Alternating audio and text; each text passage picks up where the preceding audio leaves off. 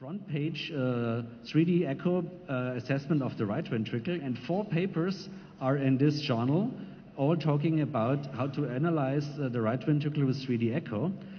And the editorial comment says that the ability to assess the right ventricle will really become a milestone in the management of diseases where this forgotten chamber is involved. And another conclusion out of these 4 papers was that this 3D echo technique is really as accurate as MRI, but has a lot of other advantages, like all the echo advantages, mobile, cost efficient, faster, and so on. So we think this will come up very soon in the clinical environment as a routine measurement. How does it work? So we call it the Tom-Tick-Beutel method. And what we do is the 3D echo data set is acquired from a little modified apical window.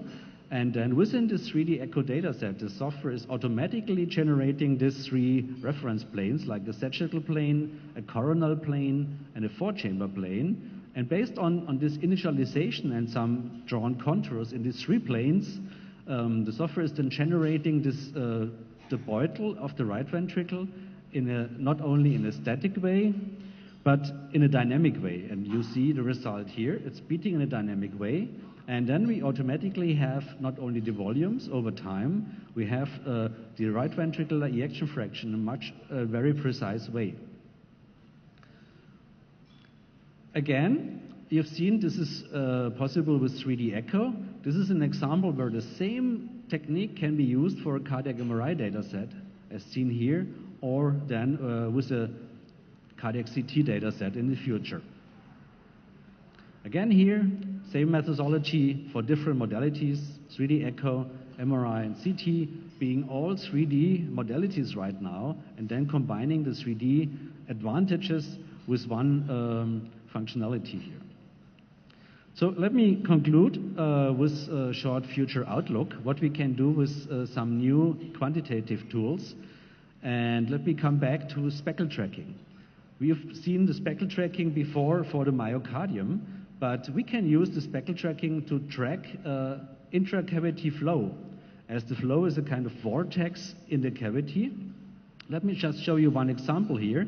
So this is with a little contrast, and we can now follow by speckle tracking the contrast, and you see this kind of vortex here rotating in this direction. And this is like you see from the weather channel. It's a kind of typhoon or hurricane within your ventricle, and we can analyze that with the speckle tracking techniques. And we can even then use this parametric display to see how the center, the eye of the hurricane, the vortex within your cavity is moving around, and what is the normal and abnormal behavior.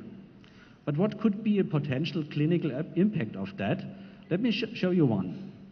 So here, this is the schematics of a mitral valve and the LV. And at a native valve, here we have this angle. The blood is going into the left ventricle and is then doing this, from this view, a clockwise rotation. You see this vortex here, and is going in a very efficient way out through the outflow tract. Now, the same patient gets a prosthetic mitral valve.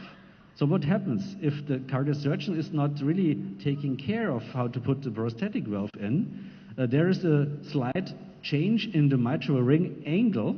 You see this vector is changing compared to the rect. It's probably 3 to 4 degrees, only a little bit, but what happens? So the entire hemodynamics is changing here. You see the vortex is changing its direction, it's going now counterclockwise, and the blood needs to go in a complete inefficient way through itself, through the outflow tract. So what happens is, because of this 3 degrees angle, the heart becomes completely inefficient. And I think these could be clinical applications of this technique in the future to really plan and check how the heart and the mitral valve prosthesis could be done. To conclude, fusion could be done in the future, like bringing data together from different modalities, from MRI or CT or 3D echo. And I'd like to show you just one example we have done here. So in this example, we acquired from the same patient a cardiac CT data set in order to do visualization and segmentation of the coronary veins, like seen here. generated with CT. And then we do a data fusion of such an LV Beutel, as we call it, generated by 3D echo, and we can get all the contraction information in a color-coded way into this image. So the red area here is the area of latest contraction. If this patient becomes a pacemaker for cardiac resynchronization therapy, so the goal is really to get the pacemaker lead as close as possible to the area of the latest contraction, because then the pacing has the best results. So with this technique, the idea is now we can prepare for the cath lab people, the electrophysiologist, what is the best approach in order to put his leads to have the optimal result of the pacemaker leads. So things like that will come up in the future really to take advantages of the different modalities and bring the advantages together in order to better plan a treatment like here. So this brings me to the end.